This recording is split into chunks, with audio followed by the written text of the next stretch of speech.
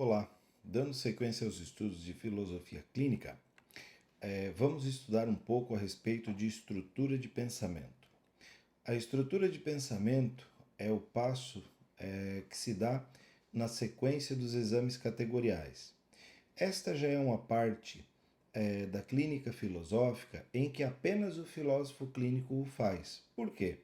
Porque aqui, na verdade, já prescinde da participação do partilhante, porque o mesmo tem como participação, a partir deste momento, já a aplicação dos submodos.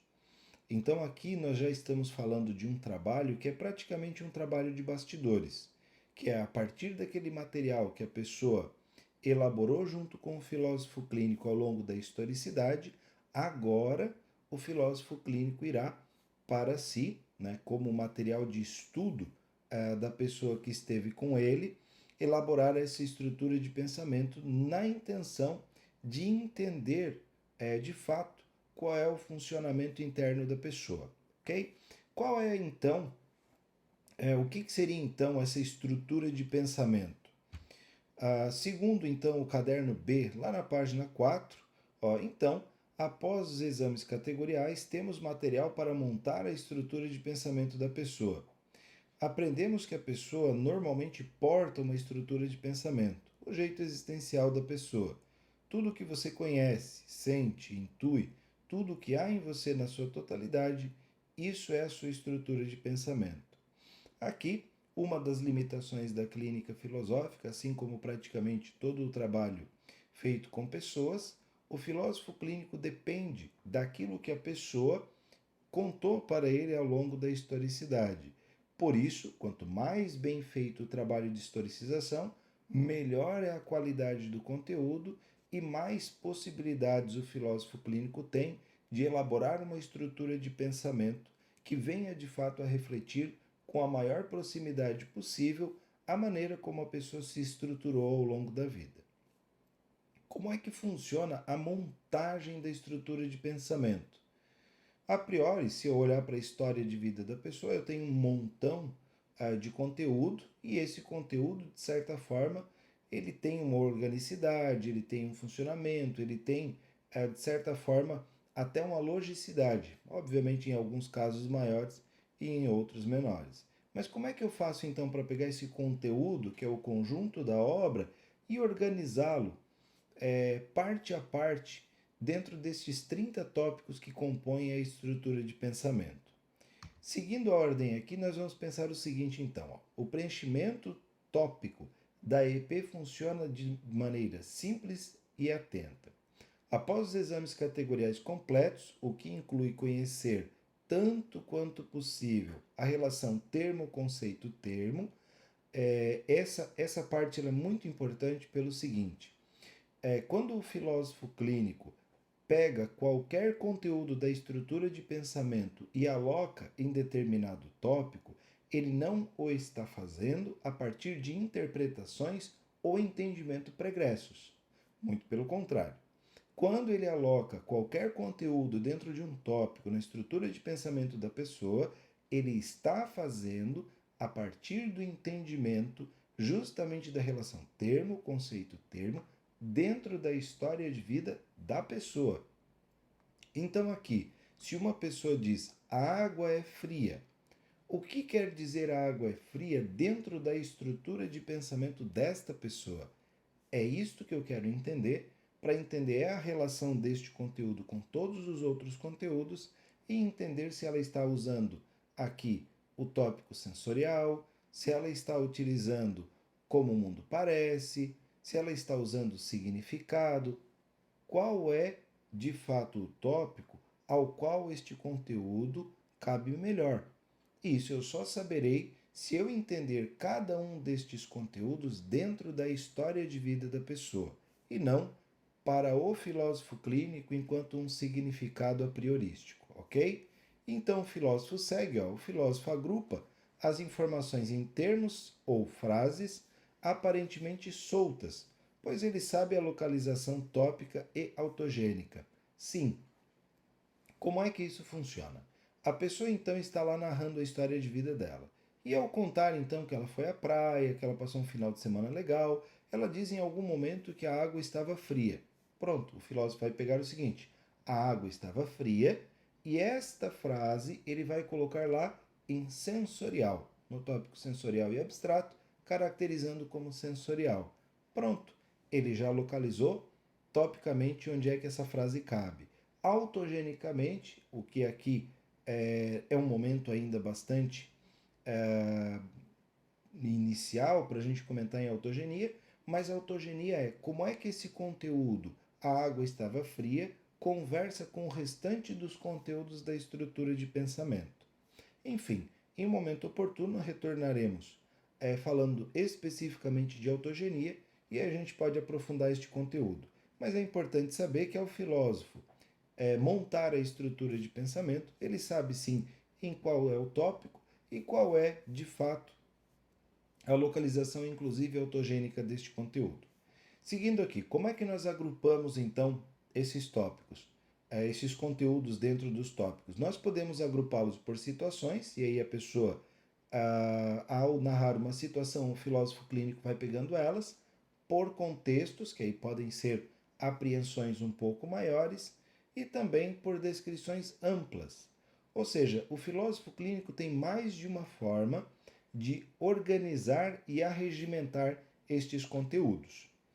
É interessante que, uma vez que o filósofo escolha uma destas possibilidades, ele se mantenha fiel a elas de início ao fim, inclusive para preservar e garantir a maior qualidade da montagem da estrutura de pensamento e também do entendimento, tanto das partes como posteriormente do todo, e também os elementos de conversação interna da estrutura de pensamento, como a autogenia. Dando sequência, olha só, a montagem da estrutura de pensamento, ela segue 3 critérios básicos de preenchimento dos tópicos. Primeiro nós catamos os conteúdos, como acabei de citar, só que agora nós seguimos o critério. Qual é o critério? Assunto imediato, padrão e dado atualizado. O assunto imediato é o assunto que está de fato para a pessoa como um assunto a ser trabalhado. Ou seja, dizendo aqui, nós estamos falando de sintoma. Por que isso é um critério que aparece como critério de preenchimento? Veja bem, a pessoa chegou ao consultório, narrou então o assunto imediato, que é o que trouxe ela ao consultório, e aí o filósofo clínico aos poucos encaminha a historicidade. É importante entender que, em maior ou menor grau, as pessoas contarão essa historicidade e, em boa medida, o assunto imediato permeia a historicidade como um todo e ele poderá ser percebido, e quando o for, ele também fará parte da estruturação de pensamento. Enfim, são conteúdos que você encontrará e dentro dos tópicos ao longo da montagem da estrutura de pensamento estará presente então o assunto imediato. Padrão é a base a partir da qual a historicidade se fundamenta. Ou seja, quais são os dados recorrentes, qual é o padrão que a historicidade segue. Então, novamente, nós temos aqui outro elemento, que agora é o padrão de historicidade seguido pela pessoa, que ele vai também participar da montagem da estrutura de pensamento.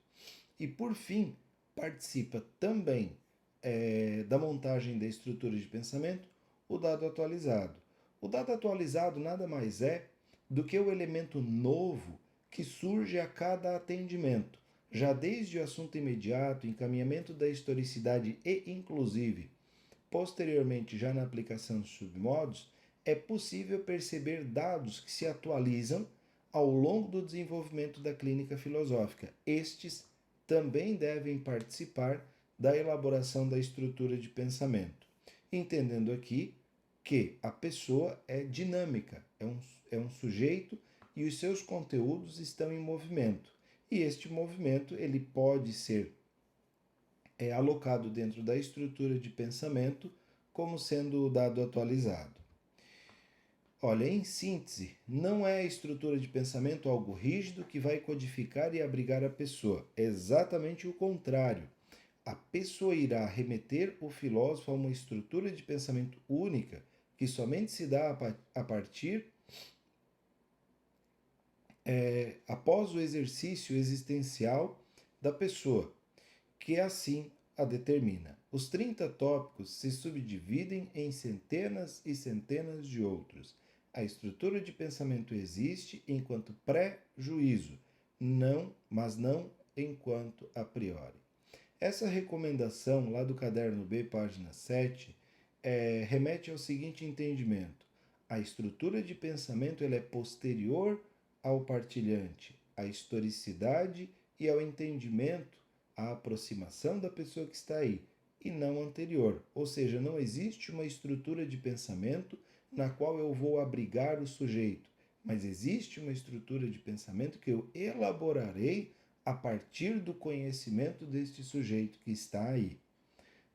O cuidado é justamente para que não se crie uma ideia de que existe uma estrutura de pensamento sem um sujeito. Não. A estrutura de pensamento só é possível após a existência do sujeito e, inclusive, está subordinada a ele enquanto existência. Tá bom? Mas o que de fato é fundamental ter compreensão da questão trabalhada no entendimento da estrutura de pensamento. Pesquise a relação entre os tópicos. Ou seja, o que de fato é necessário para que eu entenda essa estrutura de pensamento? Porque se eu pegar a historicidade e eu for detalhando tópico por tópico, o que eu terei aí é, como diz uma professora, a Marisa Niederauer, é uma coxa de retalhos. Mas essa coxa de retalhos ela só é possível ser compreendida quando dá relação entre os tópicos. A partir do momento em que eu começo a entender que cada um destes conteúdos conversa com o restante dos conteúdos e esta conversação ela pode me dar horizontes de entendimento tanto do sujeito quanto da questão a ser trabalhada, muito bem, aí eu já estou não mais montando a estrutura de pensamento, mas eu já estou agora entendendo como a pessoa funciona e também o que eu vou trabalhar com a pessoa. Ou seja, a partir da elaboração da estrutura de pensamento, eu posso identificar aquilo que a gente chama de assunto último, que pode ser uma inadequação tópica, ou seja, um tópico que a pessoa tem, mas que não faz sentido a ela. Podem ser choque entre tópicos, podem ser tópicos que têm um peso subjetivo maior do que deveriam ter para o bom funcionamento da própria estrutura e por aí vai. Aqui, na verdade, o que é interessante é que a gente tenha a compreensão da questão trabalhada no entendimento da estrutura de pensamento. Ou seja, qual é a questão que eu estou trabalhando? A esta estrutura que aqui está disposta, tá? Olha só, até para a gente ter um entendimento um pouco melhor, algumas pegadinhas que normalmente surgem quando se está estudando filosofia clínica e aprendendo um pouco mais a respeito de estruturas de pensamento. Assinale a seguir o que estiver correto. Há tópicos que, mesmo identificados, não podem ser apropriadamente descritos. Verdadeiro. Nem todo o conteúdo coletado via historicidade será tão claro e óbvio que o filósofo clínico conseguirá alocá-lo de modo tranquilo e específico dentro de um tópico. Infelizmente não. Algumas vezes o filósofo vai colocá-lo por aproximação e outras tantas vezes o filósofo clínico pode inclusive esperar, deixa aquele conteúdo que por falta de clareza ele não consegue identificar de fato aonde é que ele deveria estar descrito. E não há problema nenhum. Se a historicidade foi bem feita, há uma quantidade bem interessante de conteúdos para elaborar a estrutura de pensamento, não é um ou outro conteúdo pontual que prejudicarão o encaminhamento do trabalho do filósofo clínico. Uma segunda questão. Na prática, as divisões tópicas são meramente didáticas. O filósofo está interessado na qualidade das interseções tópicas, autogenia. É preciso tomar um pouco de cuidado. Sim, aqui o dito de que as divisões tópicas são meramente didáticas é fato. No entanto, é importante que o filósofo clínico tenha boa qualidade e um trabalho muito bem feito na hora de montar essa estrutura de pensamento. porque é a partir da didaticidade da estrutura de pensamento que o filósofo clínico consegue ter uma qualidade maior no trabalho posterior, entre outros, inclusive, é esse entendimento da qualidade da interseção entre os tópicos que a gente vai conhecer melhor lá nas autogenias.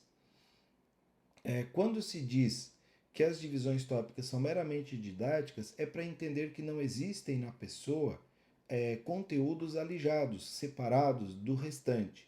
Na verdade, esses conteúdos todos que estão presentes na historicidade da pessoa se conversam e esta conversação é da qual nós conseguimos montar, então, lá no final da estrutura de pensamento a autogenia, ok? Outro ponto, pode não ser detectado choque algum quando é feita a autogenia, mas ainda assim a pessoa pode estar existencialmente em sofrimento. Sim, pode. Olha só, pode não ser detectado choque algum quando é feita a autogenia. Ou seja, lá ao final, montei a estrutura de pensamento, organizei todos os conteúdos, agora eu estou vendo a conversação entre estes conteúdos. E aí eu percebo o seguinte, olha, não há evidência interna de choques, mas ainda assim a pessoa sofre, a pessoa padece. Claro que sim. Nem todos os assuntos dizem respeito à estrutura de pensamento. A pessoa pode estar sofrendo por questões que já foram identificadas lá no exame das categorias. A pessoa pode estar em sofrimento, por exemplo, porque lá na categoria tempo ela está deslocada no tempo. Ou seja, ela vive numa época que não tem a ver com ela. Topicamente, falando em estrutura de pensamento, está tudo muito bem, inclusive a conversação entre os tópicos. Porém, a categoria tempo não está adequada. Ela pode, por exemplo, estar muito bem, mas em relação com elementos que a fazem mal. E aqui, óbvio, isso é um estudo bastante posterior, a pessoa pode estar inclusive autogenicamente não muito bem. Ou seja, a autogenia e a conversação entre os tópicos, de um modo geral, pode estar muito bem. Só que a pessoa pode estar num patamar distinto daquilo que deveria estar vivendo. Peço desculpas pelo palavreado, talvez um pouco adiantado, mas aqui falando em autogenia, algumas questões elas não estão nem nos exames das categorias e não necessariamente na estrutura de pensamento. E também podem não estar presentes nos submodos, que é um conteúdo posterior. Elas podem estar presentes no patamar autogênico em que a pessoa vive. Ou seja, uma estrutura de pensamento vivendo num patamar inadequado ao seu. Seguindo aqui, uma competente elaboração da EP em geral compensa uma precária colheita categorial? É possível que sim. É possível que em alguns casos sim, uma competente elaboração da EP possa preencher as lacunas e possa inclusive fazer com que o trabalho seja possível. Qual que é a probabilidade disso acontecer? Pequena quando o filósofo está iniciando, pequena quando o filósofo clínico não tem ainda a habilidade de entendimento via interseção do pouco conteúdo que a pessoa lhe transmitiu, porque aqui o risco que o filósofo clínico corre é trabalhar em cima de interpretação e não necessariamente em cima daquilo que ele conseguiu entender via interseção ao longo da coleta de historicidade, dados divisórios e enraizamentos. Então a recomendação que de fato é válida aqui é, tanto quanto possível, que o filósofo faça uma colheita categorial bem feita. Quanto melhor a colheita categorial, mais tranquila a elaboração da estrutura de pensamento e o entendimento autogênico da conversação entre os tópicos. Uma questão interessante aqui, que dá sequência ao trabalho da estrutura de pensamento. Quando eu olho para a estrutura de pensamento, eu identifico submodos de efetivação, ou seja, aquilo que a pessoa traz como conteúdo, ela consegue efetivar enquanto vivência? Um exemplo bastante simples. Uma pessoa tem muito desejo, é o sonho da vida dela viajar. Este sonho, que é uma busca, tópico 11, encontra efetivação enquanto submodos em direção ao desfecho, por exemplo, roteirizar, por exemplo, esquemas resolutivos, por exemplo, quando uma estrutura de pensamento encontra efetivação, né, os conteúdos da IP encontram efetivação, quer dizer que a pessoa manifesta aquilo que está nela enquanto conteúdo de maneira prática. Por exemplo, essa pessoa provavelmente pesquisa lugares pelo mundo para viajar e em algum momento vai. Pronto, os submodos deram viabilidade para aquilo que a pessoa tinha como conteúdo para a IP. No entanto, em outros casos, a IP não encontra submodos de efetivação. Nestes casos, então, a pessoa pode ter esse desejo, esse sonho, essa vontade de ir viajar e ela fica em casa, ela não vai, ela segura esse desenvolvimento, ela não consegue dar vazão àquilo que ela tinha como vontade, por simplesmente não ter submodos de efetivação. Pode ser que um dos trabalhos em clínica seja justamente fazer isso, dar à pessoa submodos aos quais ela consiga conduzir então o desfecho daquilo que ela tinha como vontade ou como conteúdo na sua estrutura de pensamento. Óbvio que isso depende de grande estudo de historicidade para saber se é esta mesma questão e se isso de fato faz sentido à pessoa. Ok? A estrutura de pensamento é um mapa. O desenho recorrente que vocês vão encontrar em filosofia clínica é esta bolinha. Inclusive por uma questão de base de estudo, que mais tarde lá na matemática simbólica vai ser explicado com um pouco mais de profundidade. A bolinha ela faz parte como representação simbólica do estudo da estrutura de pensamento, porque a base do estudo para isso é a teoria dos conjuntos transfinitos de George Cantor. Essa bolinha ela contém todos os elementos da estrutura de pensamento. Óbvio, ela não é necessariamente uma bolinha e não necessariamente é fechada e não necessariamente tem exatamente estas dimensões. Então, a estrutura de pensamento ela é representada por esta bolinha. Quando esta bolinha encontra uma outra bolinha, ou seja, quando uma estrutura de pensamento encontra outra, nós passamos a trabalhar então a partir de uma interseção de estruturas de pensamento, ok? Essa estrutura de pensamento, que é um mapa, quando entra em contato com outro, eu posso identificar quais regiões da estrutura de pensamento de fato estão em contato com esta outra estrutura. Pode ser, em muitos casos assim que boa parte da estrutura de pensamento de um sujeito não entre em contato com a de outro. E aí, então, ao longo dos anos e da convivência, surjam muitas surpresas, que são conteúdos que podem vir a ser colocados para a interseção de EPs lá na frente, coisa que talvez no primeiro momento e no início da interseção não foram colocados. A estrutura de pensamento, dizendo de uma forma geral, é então a elaboração estruturada da historicidade dentro de um conteúdo, de um material didático, a partir do qual o filósofo clínico estudará a pessoa e a partir dos quais ele conduzirá o atendimento, enfim, ele conduzirá a clínica filosófica.